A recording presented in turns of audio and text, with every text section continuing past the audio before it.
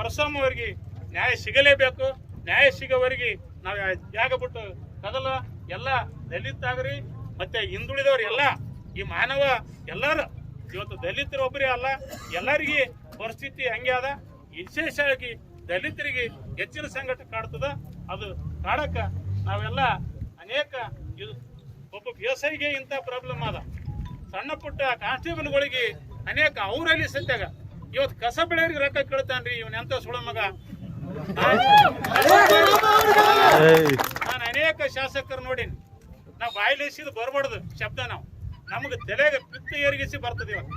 ಯಾಕೆ ಬರ್ತದ ಅಂದ್ರ ಶಾಸಕರ ಹುದ್ದೆಕ್ಕ ಒಂದು ಘನತೆ ಇಲ್ಲ, ಗೌರವ ಇಲ್ಲ. ಆ ಘನತೆ ಗೌರವ ಕಳ್ಕೊಂಡಾರಂತ ನಾವು ಈಗ ಮಾತಾಡ್ತೀವಿ. ಈ ಯಾರನ್ನ ತಪ್ಪು ತಿಳ್ಕೋಬಹುದು, ಏನಪ್ಪ ಶಾಸಕರು ಹೆಂಗ್ ಮಾತಾಡ್ತಾನ, ಅವ್ನ್ ಕಳ್ಕೊಂಡ್ಬಿಟ್ಟಾನ.